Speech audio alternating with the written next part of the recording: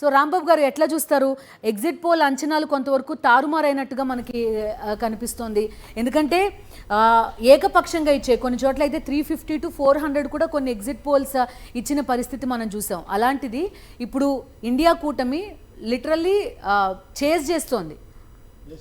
చాలా అనూహ్యంగా వచ్చేటటువంటి ఫలితాలు ఉత్తరప్రదేశ్లో ఏకపక్షంగా మళ్ళీ ఎన్డీఏ పక్షానే ఉంటుందనేటటువంటిది వాళ్ళ చేతిలో ఉండేటటువంటి మీడియా గడిచిన చాలా కాలంగా చేస్తున్నటువంటి ఆ ప్రచారం. బట్ అనూహ్యంగా అక్కడ ఎస్పీ పుంజుకోవటం, కాంగ్రెస్ కూడా పుంజుకోవటం. సో ఇండియా కూటమి ఈ డిఫరెన్స్ ఏదైతే కనిపిస్తుందో దాదాపు 222 సీట్లు పైగా, ఇది మహారాష్ట్ర ఉత్తరప్రదేశ్లో ఉండేటటువంటి అంచనాలకు భిన్నంగా జరుగుతున్నటువంటి పరిణామాలుగా మనం దీన్ని తప్పనిసరిగా చూడాలి. ఒక బీహార్లో కొద్దిగా జేడీయూ అనేటటువంటిది వాళ్ళకి ఆ రకమైన లీడ్లోకి వచ్చారు కాబట్టి, అదర్వైజ్ బీహార్ కూడా కొద్దిగా ఇండియా కూటమి కనుక హెల్ప్ చేసి ఉంటుంటే ఇవాళ ఎన్డీఏ ఈవెన్ అధికారంలోకి రాలేదు అనేటటువంటిది కూడా కన్ఫర్మ్ అయి ఉండేది. వాళ్ళ వరకు వచ్చిన ఎన్డీఏకి వచ్చింది ఒరిస్సా అనూహ్యంగా చాలా పెద్ద ఎత్తులో ఉంది. అలాగే ఆంధ్రప్రదేశ్లో కూడా కనిపిస్తున్నాయి రెండు కూడా. సో ఒరిస్సా, ఆంధ్రప్రదేశ్ అయాచితంగా వారికి యాడ్ అయినటువంటి దాంట్లో కనిపిస్తుంది. యాక్చువల్లీ ఎక్స్పెక్ట్ చేసినవి వెస్ట్ బెంగాల్ ప్లస్ కర్ణాటక, ఈ రెండు చోట్ల వాళ్ళకి కొంత అడ్వాంటేజ్ అవుతుంది. వేరేజ్ హిందీ బెల్ట్లో కొన్ని స్థానాలు కోల్పోయినా అనుకున్నారు, కానీ ఒడిషా వాళ్ళు అనుకున్నారు మొదటి నుంచి కూడా ఒడిషాలో మేము కొంత వర్కౌట్ చేయగలుగుతామని, కానీ మరీ అంత ఏకపక్షంగా వస్తుందని సామాన్యులు లేకపోతే మీడియా ఫీల్డ్లో ఉండేవాళ్ళు ఎక్స్పెక్ట్ చేయలేదు. కొద్దిగా యాంటీ ఇన్కంబెన్సీ ఒరిస్సాలో వచ్చిందేమో అనేటటువంటిది కొద్దిగా డీప్గా మనం స్టడీ చేస్తే తెలుస్తుంది. గడిచినటువంటి 4-5 సార్లుగా వాళ్ళే ఉన్నారు కాబట్టి ఎక్కడో అక్కడ కొద్దిగా అది హెల్ప్ చేసి ఉంటుంది. అయితే ఇది వాళ్ళకు కూడా తెలిసినట్టే కనిపిస్తుంది ఇప్పుడు ఉత్తరప్రదేశ్లో. అందుకనే ఆంధ్రప్రదేశ్లో టీడీపీతో కలిసి ట్రావెల్ చేయడం అనేటటువంటిది ఇవన్నీ పరిణామాలు ఊహించనివి. సౌత్లో కొద్దిగా ఎక్స్పెక్ట్ చేశారు. సో మనం విన్నది ప్రకారం కర్ణాటకలో కూడా అంత థంపింగ్ ఏదీ లేదు వాళ్ళకి. కర్ణాటకలో కాంగ్రెస్ కూడా కొంత ప్రభావం చూపిస్తోంది, గట్టిగానే పోటీస్తుంది. సో ఇప్పుడు కర్ణాటకలో లాస్ట్ టైం వాటిని నిలబెట్టుకోలేకపోవటం, ఉత్తరప్రదేశ్లో నిలబెట్టుకోలేకపోవటం, కొద్దిగా ఒక 30-40 సీట్లు కనుక ఇప్పటికైనా ఏదైనా కనుక టర్న్ అరౌండ్ కనుక అయితే ఈవెన్ ఇండియా కూటమి అధికారంలోకి రావడానికి కూడా అవకాశాలు ఉన్నాయి. ఎందుకంటే వాళ్ళు ఇంకా 290 దగ్గరే ఉన్నారు వాళ్ళు. సో ఒక 40 సీట్ల కనుక కిందకి దిగిన రోజున అది టిల్ట్ అయ్యేటటువంటి అవకాశాలు కూడా ఉన్నాయి. ఏవైనప్పటికీ కూడా కొద్దిగా ఇండియా కూటమిలో ఈ మమతా బెనర్జీ కానీ లేదా జనతాదళ్ ఇవన్నీ కనుక కంటిన్యూ అయ్యిండుంటే ఇవాళ రిజల్ట్ వేరే రకంగా ఉండుండేదని తెలుస్తోంది అక్కడ. సో అంచేత తప్పనిసరిగా యాంటీ ఇన్కంబెన్స్ అనేటటువంటిది బీజేపీ కూడా ఎన్డీఏ పార్టీ కూడా ఉంది. బట్ దాన్ని ఎన్కాష్ చేసుకోవడంలో ఇండియా కూటమి ఎక్కడో కొద్దిగా వెనుకబడినట్టు కనిపిస్తోంది. ఇనీషియల్గా ఉండేటటువంటి ఉత్సాహం రాను కొద్దిగా రామ మందిరం టెంపుల్ కట్టిన తర్వాత వేరే రకమైన ఆలోచనలతో నితీష్ వెళ్ళిపోవటం బయటికి, మమతా బెనర్జీ బయటికి వెళ్ళటం, ఈవెన్ ఆప్ కూడా కొద్దిగా ఇండిపెండెంట్గా డెసిషన్ తీసుకోవటం, తర్వాత ఆప్ కలిసి రావటం వల్ల వీళ్ళకి పంజాబ్ అండ్ ఢిల్లీలో కూడా ఒక రకమైనటువంటి ఇండియా కూటమి బెనిఫిట్ అవుతున్నటువంటి అవకాశాలు. సో వన్ సైడెడ్గా జరిగినటువంటి మధ్యప్రదేశ్, గుజరాత్ అనేటటువంటిది వాళ్ళకి హెల్ప్ చేసాయి. రాజస్థాన్లో మిక్స్డ్ రిజల్ట్స్ రావటం అనేటటువంటిది కూడా కొద్దిగా ఎన్డీఏ కూటమికి ఇది వచ్చేటటువంటిది. ఏవైనప్పటికీ కూడా ఎర్లియర్ చేసేటటువంటి అడ్మినిస్ట్రేషన్ ఇప్పుడు బీజేపీ వాళ్ళు చేయలేరు. స్టీఫ్ అపోజిషన్ ఉంటుంది. రాను దేశంలో ఇవాళ ప్రతి దాని మీద సరెండర్ అయ్యేటటువంటి ప్రతిపక్షాలు కనిపిస్తున్నాయి తప్పిస్తే పోరాడేటటువంటి ప్రతిపక్షాలు మనం గడిచినటువంటి 5 సంవత్సరాలు 10 సంవత్సరాలు కనిపించలేదు. కనీసం ఈ బలంతో అయినా ఎన్డీఏ తీసుకునేటటువంటి యాంటీ పీపుల్ యాక్టివిటీస్ని కానీ ఇవన్నీ ఎక్స్పోజ్ చేయడానికి ఇన్సైడ్ ది పార్లమెంటే కాకుండా అవుట్ సైడ్ ది పార్లమెంటు కూడా ప్రజాక్షేత్రంలో కొద్దిగా నిరసనలకి కనుక బలం కనుక వచ్చే మాట అయితే తప్పనిసరిగా దీన్ని నెక్స్ట్ టైం 2029లో ఎక్స్పెక్ట్ చేయాలి. ఈసారి ఎలక్షన్లో మనం గమనించాల్సిన అంశం ఏంటంటే స్ట్రాంగెస్ట్ రీజనల్ పార్టీస్ ఏవైతే ఉన్నాయో వాటి డిక్లైన్ కనిపిస్తోంది. మళ్ళీ టూ పార్టీ సెంట్రిక్ కంట్రీ మనకు కనిపిస్తోంది. కొంత వెస్ట్ బెంగాల్ లేకపోతే జేడీయూ, మహారాష్ట్రలో కొంతవరకు Uddhav Thackeray group plus Shinde group, ఇట్లాంటివి కొంత పక్కన పెడితే ఎయిదర్ కర్బ్ చేసేసిన రీజనల్ పార్టీలని జాతీయ పార్టీలు మింగేసిన పరిస్థితులు కొన్ని చోట్ల ఉన్నాయి. ఇండివిజువల్గా నిలబడిన చోట్ల ఓటమి పాలవుతున్న పరిస్థితులు, స్ట్రాంగెస్ట్ పార్టీలు కూడా ఓటమి పాలవుతున్నారు. కేఎస్ ప్రసాద్ గారు, మీ అబ్జర్వేషన్స్ ఏంటి? అంటే ఫస్ట్ ఆఫ్ ఆల్ ఒకటి రాహుల్ గాంధీ పాదయాత్ర, అండ్ రెండోది ఏంటంటే 10 years యాంటీ ఇన్కంబెన్సీ.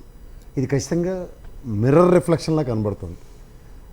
తర్వాత ఏమవుతుందంటే కాంగ్రెస్ ఎప్పుడైతే స్ట్రెంథన్గా గతంతో కంపేర్ చేస్తే కొంచెం పుంజుకున్న ఉదంతం కనుక నెరేటివ్ కింద తీసుకుంటే కాంగ్రెస్ కన్సిస్టెన్సీ కనుక మెయింటైన్ చేసి ఉంటే things would have been something else. ఇక్కడ 50 స్థానాలకి పరిమితమైపోయిన కాంగ్రెస్ని కుదేలు చేసే ప్రాసెస్లోనే ఎక్కువ శ్రద్ధ వహించిన ఎన్డీఏ, ముఖ్యంగా బీజేపీ, కాంగ్రెస్ని వ్యక్తిత్వ హననంతో సక్సెస్ చూద్దాం అన్న దగ్గర, ఉదాహరణకి ఇందాక రాంబాబు గారు చెప్పినట్టు మమతా బెనర్జీ రాబోయే రోజుల్లో ఇప్పుడు పరిణామాలు ఎలా సంతరించుకుంటే చూడొచ్చు.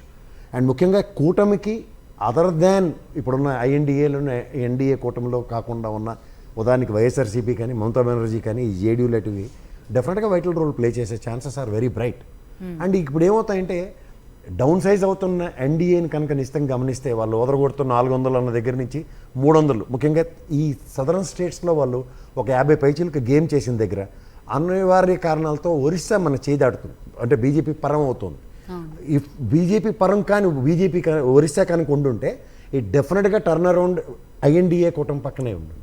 కానీ ఒక విషయం కేఎస్ ప్రసాద్ గారు, రాంబాబు గారు ఇద్దరిని కూడా ఒరిస్సాలో బీజేపీ చేసిన క్యాంపెయిన్ గురించి 100% మాట్లాడుకోవాలి. ఒక లెజెండరీ లీడర్ అక్కడ ఉన్న టైంలో కూడా ఆయన చెయ్యి వణుకుతోంది. లేకపోతే తమిళనాడు నుంచి వచ్చిన ఒక రిటైర్డ్ ఐఏఎస్ ఆఫీసర్ చేతిలో ముఖ్యమంత్రి అనే వ్యక్తి ఉండిపోయాడు. లేకపోతే పూరి జగన్నాథ్ మందిర భాండాగారం కీ ఎక్కడికి పోయింది, అది తమిళనాడులో ఉంది. సో ఒక హేట్రెడ్ లాంటిది, ఒక ద్వేషం లాంటిది జనాల్లో జనరేట్ చేయడంలో సక్సెస్ అయ్యారా అనేది కూడా ఒక ప్రశ్న. అంటే ఇప్పుడు సెంటిమెంట్ అన్నది ప్రతిదానికి, ఇప్పుడు పూరి జగన్నాథ్ అన్నది ద ప్రైడ్ ఆఫ్ ఒరిస్సా. ఇప్పుడు దాని మనోభావాలతో చాలామందిని ముడిపెడుతూ మాట్లాడేది సెంట్రిక్గా చేసే ఈ బీజేపీ ఎత్తుగడల్ని ప్రజలు గమనించాలి. ఎప్పుడైనా సరే వాళ్ళు నెగిటివ్ టాక్టిక్స్తోనే ప్రజల్ని ప్రలోభ పెడుతూ ఉంటారు ఎలక్షన్స్ ముందున. ఇప్పుడు ఎవరో ఒక ఐఏఎస్ ఆఫీసర్ దేశం మొత్తం మీద ఐఏఎస్ కేటగిరీలు అన్నవి ఒక స్టేట్ సెంట్రిక్గా వాళ్ళకే ఇవ్వట్లేదు కదా. ఢిల్లీ నుంచి వచ్చిన ఆఫీసర్ ఇక్కడ ఎంతమంది ఉన్నారు, ఉత్తరప్రదేశ్ నుంచి వచ్చిన ఐఏఎస్ ఐపీఎస్లు ఎంతమంది ఉన్నారు. Focused morally is that correct అనేది ఆబ్వియస్లీ ఏంటంటే నవీన్ పట్నాయక్ గారి యొక్క ఆరోగ్యం మీదే వాళ్ళు ఎక్కువగా ఫోకస్ చేస్తూ ఆయన టర్మ్ అయిపోయింది, ఆయన ఇంకా చేయలేని దగ్గర ఆయన ఒక ప్రెస్ నోట్ ఇచ్చాడు, I'm so confident I can capable of అని. ఇప్పుడు వయసు రీత్యా నరేంద్ర మోడీ గారు ఒక్కలే చిన్నపిల్లల్లా కనబడతాడు, మిగిలిన అందరూ వయసు అయిపోయిన వాళ్ళు అంటే ఆయన 75 సంవత్సరాల పైచీలకు వాళ్ళ జాతీయ విధానం ప్రకారం అయితే వాళ్ళు 75 సంవత్సరాల తర్వాత వాళ్ళని కన్సిడర్ చేయొద్దని చెప్పిన దగ్గర ఈ టర్మ్ ఆయన ఏం చెప్తున్నారు అంటే వాళ్ళకి వచ్చినక్కడ ఒక యాడ్ స్టిక్ ఉంటుంది, మిగిలిన వచ్చినక్కడ వేరే యాడ్ స్టిక్ ఉంటుంది. సో ఇది గమనించగలిగితే మురళీ మనోహర్ జోషికి అద్వానీకి చేసిన పని నరేంద్ర మోడీ గారికి ఎందుకు చేయలేకపోతున్నారంటే ఇండివిజువల్గా ఒక మొనాటమీని ఓ డిఫరెంట్ సిండ్రమ్ని అడాప్ట్ చేసి దీంతో బుల్డోస్ చేసుకుంటూ వెళ్తున్నారు. How long it will be.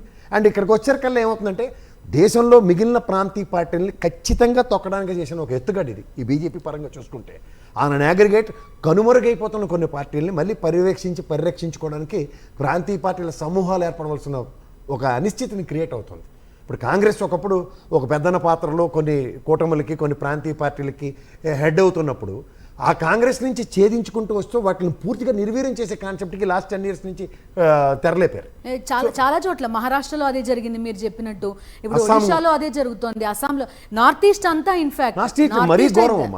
అసలు క్రిస్టియన్ కమ్యూనిటీ ఎక్కువగా ఉన్న నార్త్ ఈస్ట్లో బీజేపీ మొనోటం ఏంటో నాకు అర్థం కావట్లేదు. They are doing the monopoly politics. Arunachal Pradesh దాంట్లో అసలు కరుడుగట్టిన క్రిస్టియన్ వాదానికి అక్కడ పునాదులు. సో ఇవన్నీ చూస్తుంటే ఏమవుతున్నాయంటే end of the day power అన్న కాన్సెప్ట్లో వాళ్ళు డ్రైవింగ్ ఫ్యాక్టర్స్ని చాలామంది పట్టుకోలేకపోతున్నారు. What there exact driving factors అన్నది కనుక ఎక్స్ప్లోర్ అవుతే ఈసారి ఈ విధమైన తీర్పు ప్రజలు ఇస్తున్నారు అంటే నిరంతరం ప్రజలతో ఆడుకుంటున్న విధానానికి వాళ్ళు మంటెక్కిపోయి ఉన్నారు, ఇస్తున్న తీర్పు ఇది. కానీ గతంలో డిమానిటైజేషన్ అండ్ వ్యవసాయ చట్టాల మీద జరిగిన పరిణామంలో ఉత్తరప్రదేశ్ అండ్ సెకండ్ టర్మ్ గెలిచిన బీజేపీని నిశ్చితంగా గమనించగలిగితే ప్రజా వ్యతిరేకత ఎక్కడ కన్సాలిడేట్ అవ్వట్లేదు. ప్రజా వ్యతిరేకతలో కూడా రీజనల్ పార్టీస్ కన్సాలిడేట్ చేసుకుని ప్రయత్నాలు చేయాలి తప్పిస్తే ఇప్పుడు భారతీయ జనతా పార్టీ నేతృత్వంలో వాళ్ళు తీసుకున్నటువంటి అనేక ఫైనాన్షియల్ నిర్ణయాలు ఏవైతే ఉన్నాయో అది కంట్రీకి ఉపయోగపడే నిర్ణయాలు ఎక్కడా లేవు.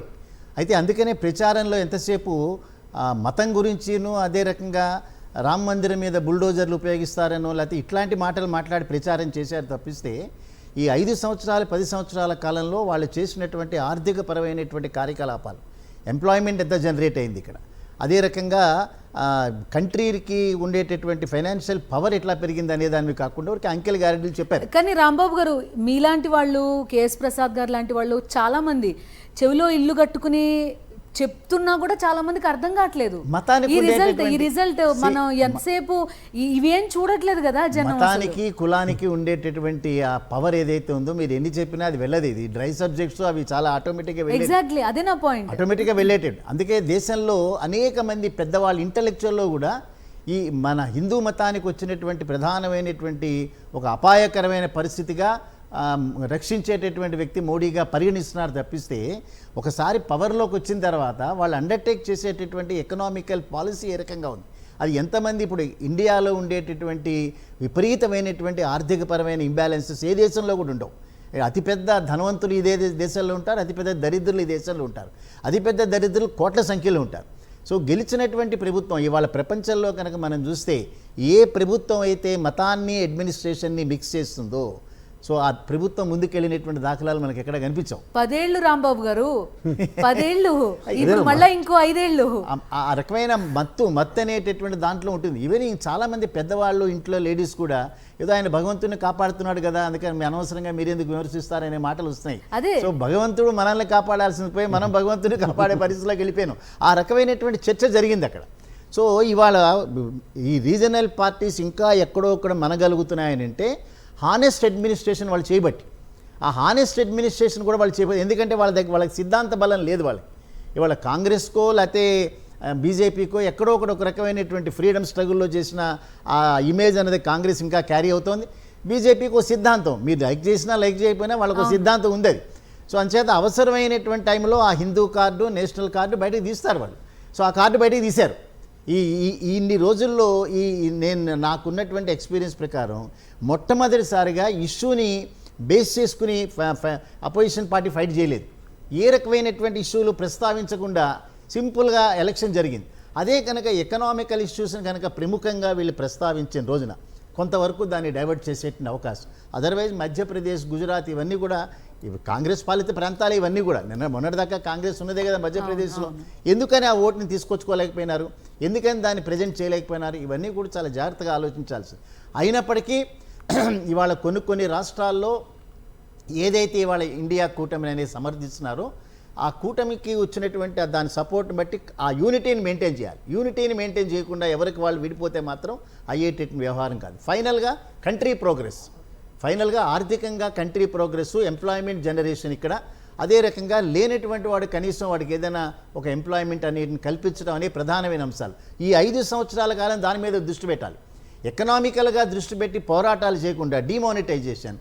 ప్రపంచంలో ఎక్కడా కూడా ప్రభుత్వాల దగ్గర డబ్బు లేదు, బ్యాంకుల్లో డబ్బు లేదు, ప్రజల దగ్గర డబ్బు లేదు. 50 సంవత్సరాలు అతలాకుతలమైంది. కానీ ఎక్కడ హైలైట్ అయింది అది? ఈ అపోజిషన్ పార్టీస్ ఎక్కడ హైలైట్ చేయగలిగినారు? చేయలేకపోయినారు. జనానికి చెప్పినా అర్థం కాని పరిస్థితి. ఏమవుతుంది, ఒక క్యాంపెయిన్ నేను చూశాను, గ్యాస్ సిలిండర్ 5,000 అయినా పర్వాలేదు, నాకు నేను ఫలానా వ్యక్తికి ఓటేస్తానని వాళ్ళు చాలా క్లియర్ కట్గా చెప్తున్నారు. సో నువ్వు ఎంత కష్టమైనా పడు, లేకపోతే నీ ఆర్థిక స్తోమత ఎలా అయినా ఉండని. అట్లా నిర్వీర్యం అలా ఆలోచించడానికి కుదరదండి. ప్రతిపక్ష పార్టీలు తప్పనిసరిగా ప్రతిపక్ష పార్టీలు ఆందోళనల మీద డిపెండ్ అవ్వాల్సిందే. సో మీ ఉద్దేశంలో ఒక వేవ్ లాంటిది ఏమీ లేకుండా, ఇష్యూలు ఏమీ లేకుండా జరిగిన సార్వత్రిక ఎన్నికలు ఈసారి జరిగింది. ఖచ్చితంగా ఇష్యూ లేకుండా ప్రతిపక్షాలు వాళ్ళకు ఒక ఇష్యూ ఉంది. వాళ్ళకి రామ మందిరం అనో లేకపోతే హిందూ వాళ్ళకి ఇష్యూ ఉంది. ఆ ఇష్యూని మత్తులో ముంచారు, కొంతవరకు కన్విన్స్ చేయగలిగారు.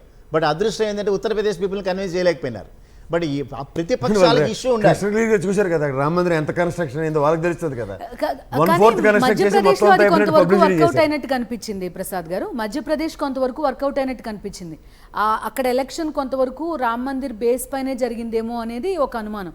ఎందుకంటే అక్కడ క్లీన్ స్వీప్ ఏ విధంగా చేయగలుగుతుంది బీజేపీ అంటే ఇప్పుడు ఏమవుతుందంటే పక్క రాష్ట్రాలకి ఆనుకుని ఉన్న వాటిల్లో కొంత ప్రభావాన్ని క్రియేట్ చేయగలుగుతున్నారు. అదే ఎగ్జాక్ట్లీ. మీరు అక్కడ లోకల్ ఫ్యాక్టర్ మీకు ఓన్లీ అయోధ్య చుట్టుపక్కల ప్రాంతాల్లోనే కొంతవరకు ఉంది. వెరాజ్ మీరు మిగతా రెస్ట్ ఆఫ్ యూపీకి వెళ్ళినప్పుడు ఆ ఎఫెక్ట్ పెద్దగా కనిపించింది. అక్కడ కూడా లేదమ్మా. రామ మందిరం కట్టిన కాడ కూడా వాళ్ళకి దే నోస్ వెరీ క్లియర్ 1/4 మాత్రమే కన్స్ట్రక్ట్ అయింది, బాలరాముడిని మాత్రమే ప్రతిష్ఠించారని. నిజమైన అయోధ్య ఎలా కన్స్ట్రక్ట్ అవుతుందో ఎప్పుడు అవుతుందో వాళ్ళకి క్లియర్ ఎవిడెన్సెస్, సబ్స్టాన్షియల్ సిచ్యువేషన్స్ ఉన్నాయి.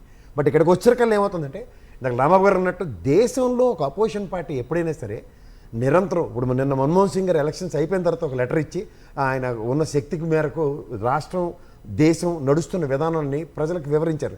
మత ఉన్మాదంతో ప్రజలను రెచ్చగొట్టే కార్యక్రమమే తప్ప ఆర్థిక స్వావలంబన పట్ల ఏ విధమైన అవగాహన లేని దేశాన్ని ఇలాంటి ప్రధానమంత్రిని ఫస్ట్ అవర్ టైం చూస్తున్నాం. ఇప్పుడు దానికి జగన్మోహన్ రెడ్డి గారి ఇంటర్వ్యూ ఉంది. It really makes lot of sense. But ఆ ఇంటర్వ్యూ ఎప్పుడు రిలీజ్ అయింది? ఆఫ్టర్ ఎలక్షన్సా? నిజంగా ఎఫెక్ట్ క్రియేట్ చేసి ఇవేవి ఎఫెక్ట్ ఉండకుండా చేస్తున్న ఉదంతం ఈ బీజేపీ ప్రభుత్వం సక్సెస్ సాధించింది ఇప్పటిదాకా. ఇది మీరు గమనించండి. ఫస్ట్ ఆఫ్ ఆల్ దేశంలో చర్చనీయ అంశం ఏది, డిమానిటేషన్ వల్ల ఎంతమంది ఎన్ని రకాలుగా కుదేలయ్యారు, ఎన్ని ఎంఎస్ఎంఈ యూనిట్లు రోడ్డు మీదకి వచ్చాయో, ఎంతమందికి ఆర్థిక పరిపుష్టి లేకుండా నిస్సహాయ స్థితిలో ఉన్నారు. ఇవాళకి కూడా మనం ఏటీఎంలో తిరిగి మన డబ్బులు మనం తీసుకోవడానికి ముష్టి వల్ల తిరగవలసి వస్తుంది.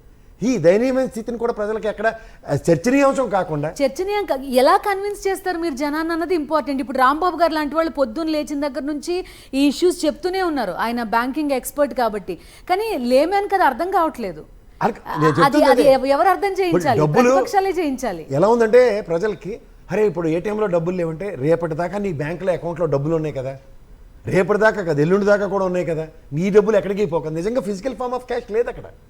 మీరు when somebody is forcing for digitalisation అంటే ఇది ఓన్లీ ఆర్థికము, డబ్బులు మీకు చేతులు మారవు. ఓన్లీ అదేదో కార్డుల రూపంగా ఉన్నట్టుగా భ్రమిస్తూ నటించి చేసే కార్యక్రమం అది. అంటే ఇక్కడ బ్యాంకులు వెనకాతల గోతులు దోక్కుని ఎవరెవరికి ఎలాంటి అప్పులు ఇచ్చి, ఇప్పుడు విజయ్ మాల్యా లాంటి దేశాల్లో వదిలిసి పారిపోయిన డబ్బులు కూడా అకౌంటబిలిటీ ఉండదు. ఇది ప్రజలకు ఎవరికి అర్థం కాదు. ఎందుకంటే ఆ డబ్బులు ఉన్నాయంటే భ్రమిస్తూ ట్రాన్సాక్షన్ జరుగుతూ ఉంటుంది. ఇప్పుడు చూడు, ఐ ప్రామిస్ టు పే అని ఉంటుంది, ఏదైనా నోటు మీద చూడు, నాకు ఈ నోటు చెల్లట్లేదు మార్కెట్లో, నువ్వు ఆర్బీఐకి వెళ్తే చచ్చినట్టు దానికి సంబంధించిన సహజ వనరు ఈక్వలెంట్ అమౌంట్ మీకు ఇవ్వాలి. అలాంటి నేపథ్యమే లేదు ఇక్కడ. ఐపీఎల్ పెట్టుకుంటూ వెళ్ళిపోతున్నారు.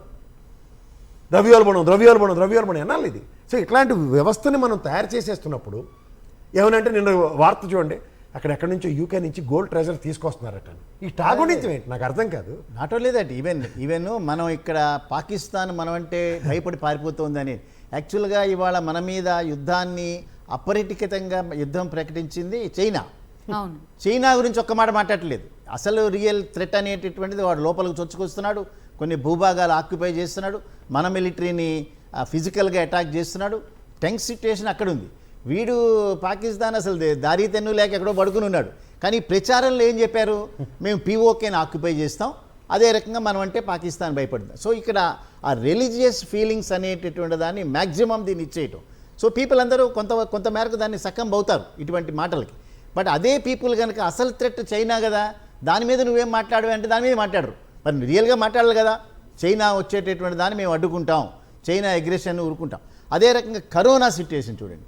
కరోనా సిట్యుయేషన్లో బీహార్, ఉత్తరప్రదేశ్, బెంగాల్ సంబంధించినటువంటి లేబరు మొత్తం దేశం అంతా కూడా అనేక ప్లేసెస్లో, ముఖ్యంగా బాంబే లాంటి ప్లేసెస్లో ఇరుక్కుని పోయినప్పుడు కాంగ్రెస్ పార్టీ వాళ్ళకి హెల్ప్ చేసి 2-3 రైళ్లు వేసిందని ఇష్టం వచ్చినట్టు అటాక్ చేశారు. కానీ పీపుల్కి హెల్ప్ చేసినటువంటి ప్రతిపక్ష పార్టీని వీళ్ళు చెప్పుకోలేకపోయినారు.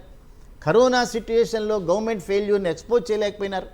రాష్ట్ర ప్రభుత్వాలు హెల్ప్ చేసే తప్పిస్తే, అందుకని ప్రభుత్వాల యొక్క ఫెయిల్యూర్స్ని ప్రతిపక్ష పార్టీలు రోడ్ల మీద, మీరు పార్లమెంట్లో చేసేయటం పక్కన పెట్టండి, ఈవెన్ స్వయానా రాహుల్ గాంధీ యొక్క సభ్యత్వాన్ని కూడా రద్దు చేసి చిన్న విషయం మీద అతన్ని జైల్లోకి పంపించేటటువంటి ఏర్పాటు చేసినప్పుడు ఇది ప్రతిపక్షాల యూనిటీ ఎక్కడుంది? సో ఎవరికి వాళ్ళు ఏదో మనకి ఒక కృష్ణ అయ్యర్ గారు స్టోరీ చెప్తారు. ఒక కాలనీలో క్రిస్టియన్స్ని అరెస్ట్ చేయటం, ఇంకొకళ్ళని అరెస్ట్ చేయటం, జ్యూస్ని అరెస్ట్ చేయటం. వాడు అరెస్ట్ అయినాడు కదా, నాకేం పర్వాలేదు అనుకుంటే ఆఖరిలో వచ్చి నన్ను కూడా అరెస్ట్ చేశారు. ప్రొటెస్ట్ చేయడానికి ఎవరు లేరు అక్కడ. సో ఇక్కడ కూడా ఏంటంటే ప్రతిపక్షాలు తప్పనిసరిగా ఈ ప్రభుత్వాన్ని కనుక కన్సాలిడేటెడ్గా అంతా ఎదుర్కోలేకపోతే మాత్రం ఈ రకమైన ఫ్రాగ్మెంటెడ్ అపోజిషన్ కుదరదు. ఎక్కడో ఒకళ్ళిద్దరు నాయకుల్ని పెట్టుకోవాల్సిందే.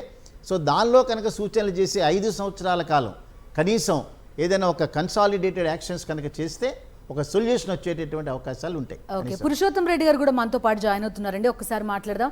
పురుషోత్తం రెడ్డి గారు, ఎన్డీఏ 297, ఇండి కూటమి 227 స్థానాలు, ప్రస్తుతం మనం లీడ్స్ కూడా చూస్తున్నాం. ప్రాంతీయ పార్టీల గురించి మాట్లాడుతున్నాం. పురుషోత్తం రెడ్డి గారు, మీరేమంటారు? అయితే బీజేపీ వాటిని కంప్లీట్గా కబ్జా చేసేసిన పరిస్థితి, లేకపోతే కొంతవరకు వెనకబడిపోయిన పరిస్థితులు చాలా చోట చూస్తున్నాం. ఏమంటారు? మీ విశ్లేషణ ఏంటి? బిందు గారు, మీకు ప్యానల్లో ఉన్న సభ్యులకి అందరికి నమస్కారం. బేసిక్గా ఏ రాష్ట్రం కానీ దేశం కానీ ఇప్పుడు దేశంలో జరుగుతున్న ట్రెండ్ చూసినప్పుడు బీజేపీ అనుకున్నంత సాధించలేకపోతా ఉంది, ప్రతిపక్షాలు అనుకున్నంత బలహీనంగా లేకుండా ముందుకెళ్తున్నాయి దేశవ్యాప్తంగా మనం చూసినప్పుడు. నాకు కనపడింది, ఎక్కడైనా కన్స్ట్రక్టివ్ అపోజిషన్ ఎక్కడ ఉన్నా అక్కడ ఫలితాలు కరెక్ట్గా వస్తున్నాయి. ఇప్పుడు ఆంధ్రప్రదేశ్ చూసుకున్నప్పుడు 2019లో చంద్రబాబు నాయుడు గారికి వ్యతిరేకంగా ఉన్న ప్రతి ఓటుని, ప్రతి అభిప్రాయాన్ని జగన్ గారు ఛాలెంజ్ చేయగలిగారు కాబట్టి ఈజీగా గెలవగలిగారు. అదేవిధంగా ఇప్పుడు అట్లాంటి పరిస్థితి ఉల్టాగా వస్తుంది. కానీ దేశవ్యాప్తంగా నరేంద్ర మోడీ గారు ఎంత గొప్ప పరిపాలన చేయకపోయినా ఇంతటికి 10 ఏళ్ల కాలంలో ఏంటి ఐకానిక్ డెసిషన్ అనేది చూస్తే ఏమి కనపడదు. భారీ డెసిషన్స్ అన్నీ కూడా ఉల్టా కనిపిస్తాయి. నోట్ల రద్దు కావచ్చు, అనేక అంశాలు. అయినా ఎందుకు వాళ్ళు సక్సెస్ఫుల్గా ఉంటున్నారు? దేశవ్యాప్తంగా వాళ్ళకి ఒక కన్స్ట్రక్టివ్ అపోజిషన్గా దేశవ్యాప్తంగా ఒక సింగిల్గా లేకపోవడం, లేదా ప్రాంతీయ పార్టీలు లేకపోవడం. ఎక్కడైతే ప్రాంతీయ పార్టీలు బలంగా ఉన్నాయో అక్కడంతా బీజేపీ అడెక్కడ నెగలేకపోయింది, పర్ఫార్మెన్స్ చూపలేకపోయింది. ఇప్పుడు తెలంగాణలో కూడా బీఆర్ఎస్ వైఫల్యం చెందింది కాబట్టి ఆ ప్లేస్ లో బీజేపీ వచ్చింది. పురుషోత్తం రెడ్డి గారు, ఈసారి కంప్లీట్ పిక్చర్ మారిపోయిన పరిస్థితి.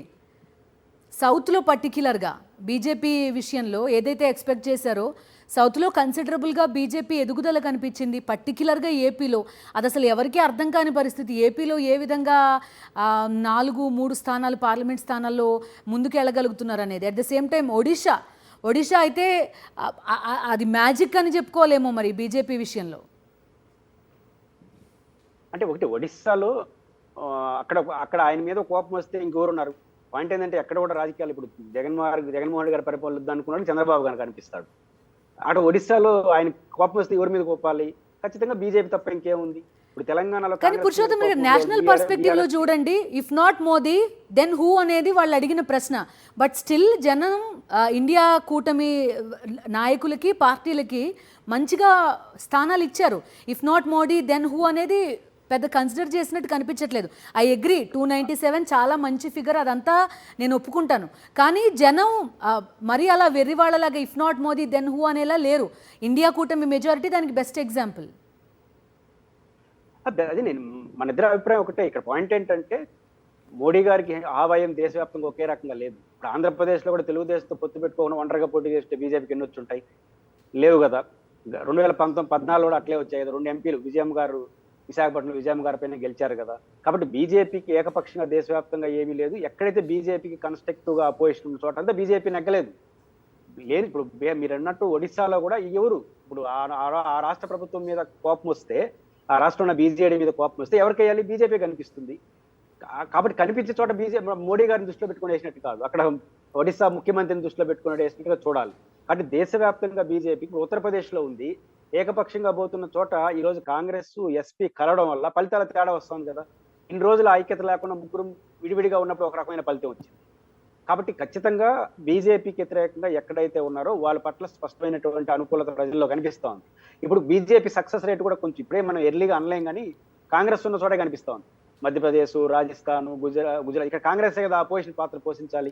ఇప్పుడు బీజేపీని ఓడించాలంటే మధ్యప్రదేశ్ అయినా, రాజస్థాన్ అయినా, గుజరాత్ అయినా, ఇంకో చోట అయినా, ఇంకో చాలా చోట్ల కాంగ్రెస్ మెయిన్ అపోజిషన్గా ఉండాలి. అది ఆ పర్ఫార్మెన్స్ చూపించలేకపోయింది. అదే బీజేపీకి వ్యతిరేకంగా మమతా బెనర్జీ కావచ్చు, ఉత్తరప్రదేశ్లో ఎస్పీ కావచ్చు, ఆంధ్రప్రదేశ్లో తెలుగుదేశం కావచ్చు, వైసీపీ కావచ్చు, ఇట్లాంటి ఒక బలమైన పార్టీలు ఉన్న చోట వాళ్ళేం పర్ఫార్మెన్స్ పెద్దగా చేయలేకపోయారు. అందుకని బీజేపీ గెలుపులో ప్రతిపక్షం యొక్క బలహీనత కూడా కనిపిస్తుంది. ఆ బలహీనతతో కొంతకాలం నడుస్తుంది, ఎక్కువ కాలం నడవదు. ఇప్పుడు 10 ఏళ్ళు అయింది, తగ్గిపోయింది కదా. మెల్లిగా ఆ గ్రాఫ్ పడిపోయి 400తో ఉన్న వాళ్ళు ఆడికి వచ్చేసినారు. ఇప్పుడు రామ మందిరం నినాదం ఉత్తరప్రదేశ్లో పనిచేయకుండా దేశం అంతా పనిచేసిందా? ఉత్తరప్రదేశ్లో పనిచేయలేదా? అంటే కాబట్టి నేను అనుకుంటుంది, ఎక్కడైనా దేశంలోనైనా రాష్ట్రంలోనైనా అధికారంలో ఉన్న వాళ్ళ పట్ల వ్యతిరేకత వస్తే ఆ వ్యతిరేకతను సొమ్ము చేసుకునే ధైర్యం 9 వేసుకుంటున్నారు, వీళ్ళు గెలవగలరనే కాన్ఫిడెన్స్ ప్రజలకు ఇచ్చిన చోట ఖచ్చితమైన ఫలితాలు వస్తున్నాయి. అలా లేని చోట ఒక సూటి ప్రశ్న, ఎలాగా మనం ఆల్మోస్ట్ ఇక్కడ దాకా వచ్చాం కాబట్టి వాట్ వెంట్ రాంగ్ అండి? స్కూల్స్, హాస్పిటల్స్, లేకపోతే రైతులకి, విమెన్కి, వృద్ధులకి ఇంత చేసిన తర్వాత ఎక్కడ తేడా జరిగిందంటారు ఏపీలో? అంటే 2-3 అంశాలు ఉన్నాయి. ఇప్పుడు ఒకటి, ఫస్ట్ ఆఫ్ ఆల్ ఇప్పుడు సగం రౌండ్లు పూర్తయినాయి. అంటే ఏదో ఫలితం మారుతుందని నేను చెప్పట్లేదు. ఫలితం వచ్చిన తర్వాత ఇప్పుడు ఉదాహరణకు మన వైసీపీకి 49% వచ్చి తెలుగుదేశం కూటమికి 51% వచ్చింది అనుకోండి, 2% తేడా అవుతుంది. ఆ 49% ఎటువైపు ఏ ఓట్లు వచ్చినాయి, ఏ సెక్షన్స్ వచ్చినాయి, ఏ సెక్షన్స్ వాళ్ళకు పోయినాయి అని ఖచ్చితమైన నిర్ధారణకు వచ్చినప్పుడే ఈ ప్రభుత్వం పట్ల ఎక్కడ వ్యతిరేకత ఉంది, ఏ సెక్షన్ వ్యతిరేకత ఉందో నిర్ధారణ చేయగలం.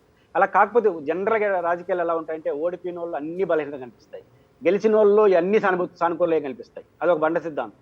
కాబట్టి ఇప్పుడు వైసీపీ ప్రతికూల ఫలితాన్ని ఎదుర్కొంటుందంటే ఏ సెక్షన్స్ వాళ్ళు కోట్లు వేశారు, ఏ సెక్షన్స్ వేయలేదని ఖచ్చితమైన ఫిగర్ వచ్చిన తర్వాతనే ఎక్కడ వైఫల్యం చెందింది, ఎక్కడ సానుకూల ప్రతికూల వచ్చాయనేది మనం నిర్ధారణ చేయగలం. ఇప్పుడు రాకుండా మనం చేయలేం కదా. కాబట్టి ఆ ఫలితం పూర్తి స్థాయి ఫలితాలు రావాల్సింది. అయితే వైసీపీలో నేను మొదట గమనిస్తున్న పాయింట్ ఏంటంటే ఎమ్మెల్సీ ఎన్నికల్లో వచ్చి ఫలితాలని సక్రమంగా అర్థం చేసుకోవడంలో మాత్రం వైఎస్ఆర్ కాంగ్రెస్ పార్టీ వైఫల్యం చెందింది. ఎమ్మెల్సీ ఎన్నికల్లో వచ్చిన ఫలితాలు ఎక్కడ ఫెయిల్ అయినాయి? సింపుల్ గా ఏం చెప్పారు, మా ఓట్లు ఏరే ఉన్నాయని చెప్పేశారు. అక్కడ పెద్ద ఫెయిల్యూర్ కనపడింది. అక్కడ కానీ ఖచ్చితమైన ఆత్మ పరిశీలన చేసుకుంటే ఇంకొక రకంగా ఉండేవనేది మనం ప్రాథమికమైన అభిప్రాయంకి అయితే రావచ్చు.